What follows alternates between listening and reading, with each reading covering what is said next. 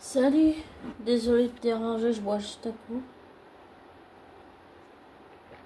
C'est de l'eau, pas de l'alcool.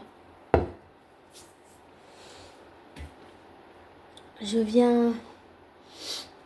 Pardon.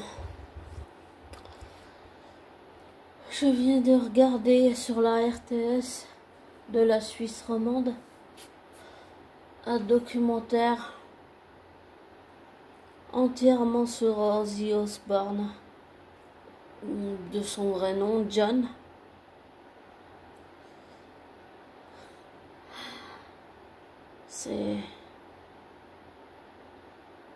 Je suis très étonnée.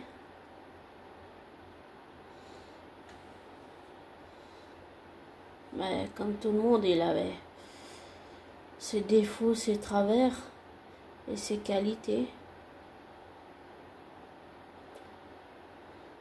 En tout cas, c'était super instructif et ce documentaire, c'était très touchant. Et quand j'ai été juste voir sur YouTube, ça date d'il y a 4 ans ou je sais pas de quand le documentaire, j'ai essayé de trouver, j'ai pas trouvé. Mais c'était vraiment très intéressant.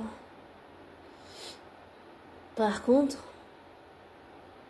il faut une force mentale très forte pour supporter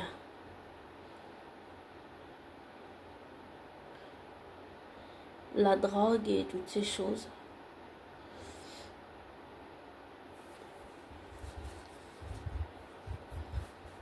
Oui, il a fait beaucoup d'économies, mais je pense qu'il faut pas s'arrêter sur les conneries ou j'allais dire les choses merdiques, comme on dit, les trucs de merde qu'on peut faire ou qu'on fait.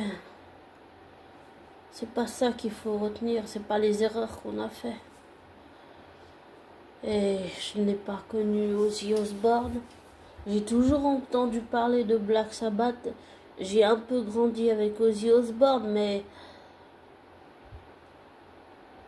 comment dire, quand je dis grandi, c'est-à-dire j'ai toujours entendu parler de Black Sabbath, j'ai toujours entendu parler d'Ozzy Osbourne, du parcours du groupe et tout, mais j'ai pas regardé des documentaires à l'époque et tout.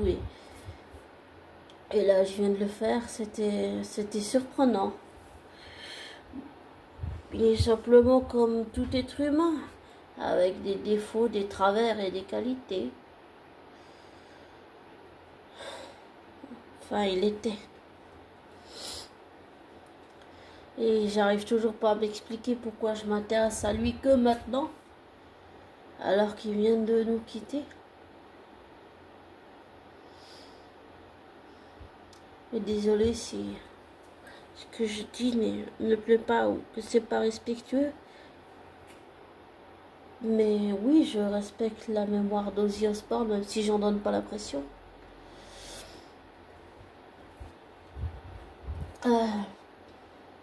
C'est juste que le documentaire, c'était très touchant de le voir comme ça, là. Vraiment très touchant. J'ai aussi compris pas mal que le cancer de sa femme, ça l'a vraiment, j'allais dire pas seulement bouleversé, mais c'était à tel point qu'il a replongé dans l'alcool. Enfin,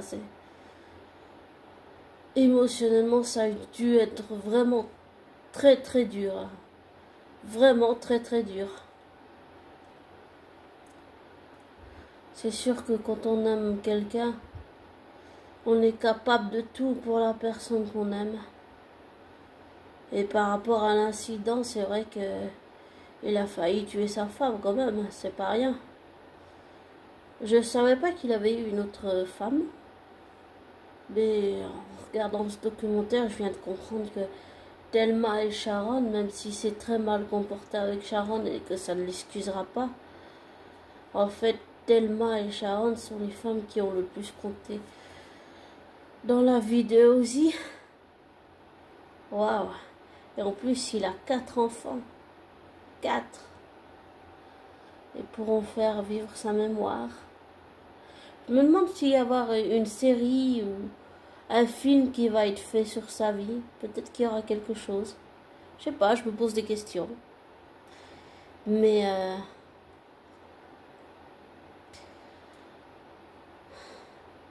c'est vraiment très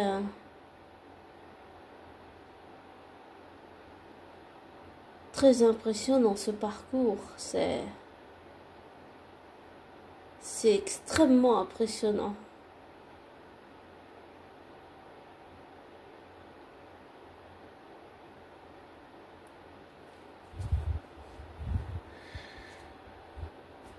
Alors, pour finir, j'aimerais juste m'arrêter un instant